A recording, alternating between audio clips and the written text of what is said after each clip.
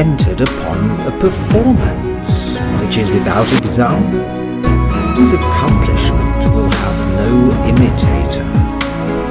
I mean to present my fellow mortals with a man in all the integrity of nature, and this man shall be myself.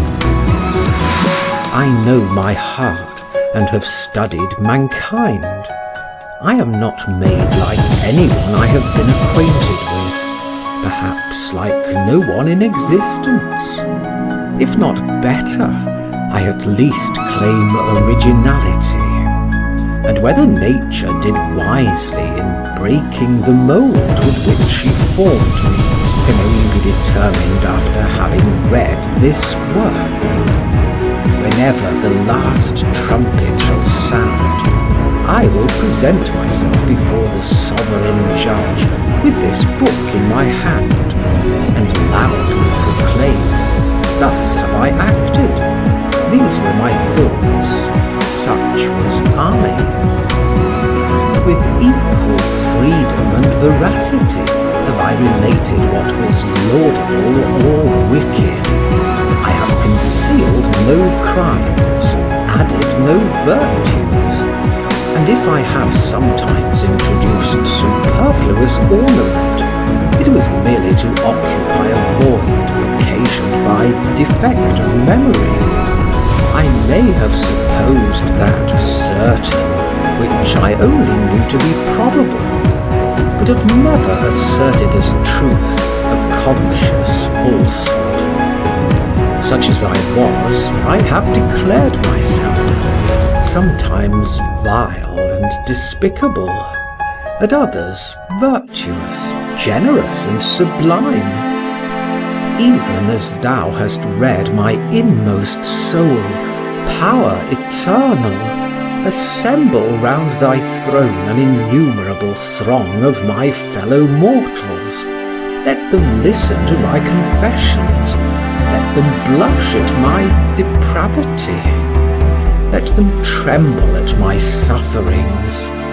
Let each in his turn expose with equal sincerity the failings, the wanderings of his heart, and if he dare, aver I was better than that man.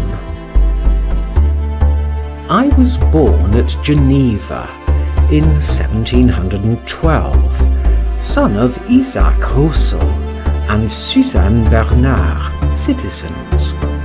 My father's share of a moderate competency, which was divided among 15 children, being very trivial, his business of a watchmaker, in which he had the reputation of great ingenuity, was his only dependence. My mother's circumstances were more affluent. She was daughter of a Monsieur Bernard, minister, and possessed a considerable share of modesty and beauty. Indeed, my father found some difficulty in obtaining her hand. The affection they entertained for each other was almost as early as their existence. At 8 or 9 years old, they walked together every evening on the banks of the Train, and before they were 10, could not support the idea of separation. A natural sympathy of soul confined those sentiments of predilection which habit at first produced. Born with minds susceptible of the most exquisite sensibility and tenderness, it was only necessary to encounter similar dispositions. That moment fortunately presented itself, and each surrendered a willing heart. The obstacles that opposed served only to give a degree of vivacity to their affection, and the young lover, not being able to obtain his mistress, was overwhelmed with sorrow and despair. She advised him to travel, to forget her. He consented. He travelled, but returned more passionate than ever, and had the happiness to find her equally constant, equally tender. After this proof of mutual affection, what could they resolve? To dedicate their future lives to love. The resolution was ratified with a vow, on which heaven shed its benediction. Fortunately, my mother's brother, Gabriel Bernard, fell in love with one of my father's sisters. She had no objection to the match, but made the marriage of his sister with her brother an indispensable preliminary. Love soon removed every obstacle, and the two weddings were celebrated the same day. Thus my uncle became the husband of my aunt, and their children were doubly cousins german. Before a year was expired, both had the happiness to become fathers, but were soon after obliged to submit to a separation. My uncle Bernard, who was an engineer, went to serve in the Empire and Hungary under Prince Eugene, and distinguished himself both at the siege and battle of Belgrade. My father, after the birth of my only brother, set off on recommendation for Constantinople, and was appointed watchmaker to the Seraglio. During his absence, the beauty, wit, and accomplishments of my mother attracted a number of admirers, among whom Monsieur de la Closure, Président of France, was the most assiduous in his attentions. His passion must have been extremely violent, since after a period of 30 years, I have seen him affected at the very mention of her name. My mother had a defence more powerful even than her virtue. She tenderly loved my father, and conjured him to return. His inclination seconding his request, he gave up every prospect of emolument, and hastened to Geneva. I was the unfortunate fruit of this return, being born 10 months after, in a very weakly and infirm state. My birth cost my mother her life, and was the first of my misfortunes. I am ignorant how my father supported her loss at that time, but I know he was ever after inconsolable. In me, he still thought he saw her he so tenderly lamented, but could never forget I had been the innocent cause of his misfortune. Nor did he ever embrace me, but his sighs, the convulsive pressure of his arms, witnessed that a bitter regret mingled itself with his caresses, though, as may be supposed, they were not on this account less ardent. When he said to me, "Jean-Jacques, let us talk of your mother," my usual reply was, "Yes, father, but then you know we shall cry." And immediately the tears started from his eyes. "Ah," exclaimed he with agitation, "give me back my wife. At least console me for her loss. Fill up, dear boy, the void she has left in my soul. Could I love thee thus, wert thou only my son?" 40 years after this loss, he expired in the arms of his second wife, but the name of the first still vibrated on his lips, still was her image engraved on his heart. Such were the authors of my being. Of all the gifts it had pleased heaven to bestow on them, a feeling heart, was the only one that descended to me. This had been the source of their felicity. It was the foundation of all my misfortunes. I came into the world with so few signs of life that they entertained but little hope of preserving me. With the seeds of a disorder that has gathered strength with years, and from which I am now relieved at intervals, only to suffer a different, though more intolerable evil.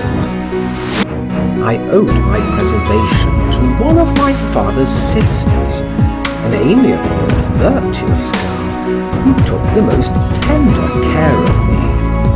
She is yet living, nursing at the age of 80 a husband younger than herself, but worn out with excessive drinking.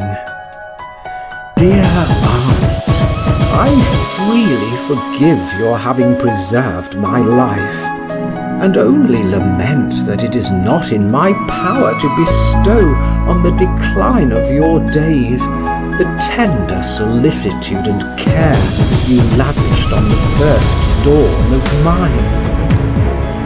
My nurse, Jacqueline, is likewise living and in good health. The hands that opened my eyes to the light of this world may close them at my death. We suffer before we think. It is the common lot of humanity. I experienced more than my proportion of it. I have no knowledge of what passed prior to my 5th or 6th year. I recollect nothing of learning to read. I only remember what effect the first considerable exercise of it produced on my mind, and from that moment I date an uninterrupted knowledge of myself. Every night after supper we read some part of a small collection of romances which had been my mother's. My father's design was only to improve me in reading, and he thought these entertaining works were calculated to give me a fondness for it. But we soon found ourselves so interested in the adventures they contained that we alternately read whole nights together, and could not bear to give over until at the conclusion of a volume. Sometimes in the morning, on hearing the swallows at our window, my father, quite ashamed of this weakness, would cry, "Come, come, let us go to bed. I am more a child than thou art."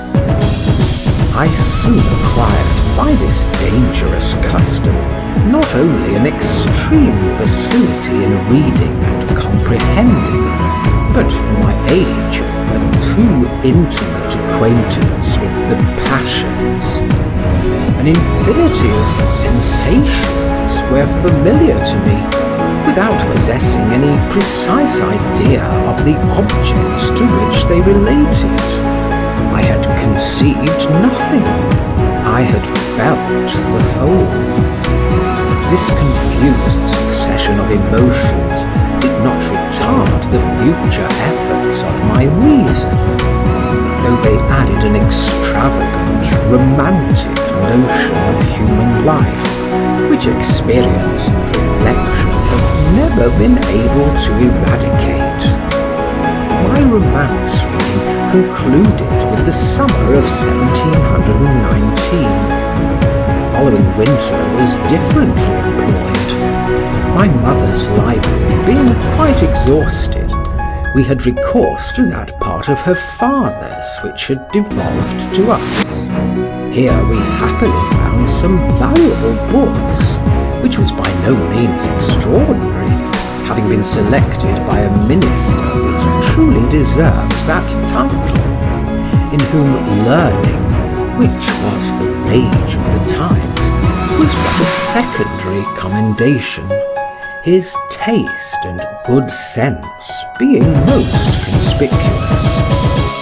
The History of the Church and Empire by Le Sueur, Bossuet's Discourses on Universal History, Plutarch's Lives, The History of Venice by Nani, Ovid's Metamorphoses, Bruyère, Fontaine's World, his Dialogues of the Dead, and a few volumes of Molière were soon ranged in my father's closet, where, during the hours he was employed in his business, I daily read them, with an avidity and taste uncommon, perhaps unprecedented, at my age. Plutarch presently became my greatest favourite. The satisfaction I derived from repeated readings I gave this author extinguished my passion for romances, and I shortly preferred Agesilaus, Brutus, and Aristides to Orangaf, Artamene, and Jules. These interesting studies, seconded by the conversations they frequently occasioned with my father, produced that republican spirit and love of liberty, that haughty and invincible turn of mind, which rendered me impatient of restraint or servitude, and became the torment of my life, as I continually found myself in situations incompatible with these sentiments. Incessantly occupied with Rome and Athens, conversing, if I may so express myself, with their illustrious heroes, born the citizen of a republic, of a father whose ruling passion was a love of his country, I was fired with these examples, could fancy myself a Greek or Roman, and readily give into the character of the personage whose life I read. Transported by the recital of any extraordinary instance of fortitude or intrepidity, animation flashed from my eyes and gave my voice additional strength and energy. One day at table, while relating the fortitude of Scaevola, they were terrified at seeing me start from my seat and hold my hand over a hot chafing dish to represent more forcibly the action of that determined Roman. My brother, who was 7 years older than myself, was brought up to my father's profession. The extraordinary affection they lavished on me might be the reason he was too much neglected. This certainly was a fault which cannot be justified.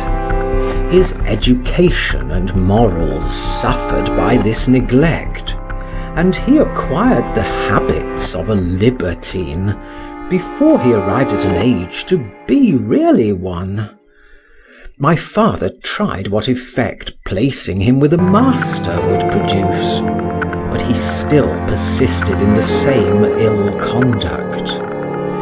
Though I saw him so seldom that it could hardly be said we were acquainted, I loved him tenderly, and believe he had as strong an affection for me as a youth of his dissipated turn of mind could be supposed capable of. One day, I remember, when my father was correcting him severely, I threw myself between them, embracing my brother, whom I covered with my body, receiving the strokes designed for him. I persisted so obstinately in my protection that, either softened by my cries and tears, or fearing to hurt me most, his anger subsided, and he pardoned his fault. In the end, my brother's conduct became so bad that he suddenly disappeared, and we learned some time after that he was in Germany. But he never wrote to us, and from that day we heard no news of him. Thus I became an only son. If this poor lad was neglected, it was quite different with his brother, for the children of a king could not be treated with more attention and tenderness than were bestowed on my infancy, being the darling of the family, and what is rather uncommon, though treated as a beloved, never a spoiled child, was never permitted while under paternal inspection to play in the street with other children, never had any occasion to contradict or indulge those fantastical humours which are usually attributed to nature, but are in reality the effects of an injudicious education. I had the faults common to my age, was talkative, a glutton, and sometimes a liar, made no scruple of stealing sweetmeats, fruits, or indeed any kind of eatables, but never took delight in mischievous waste, in accusing others, or tormenting harmless animals.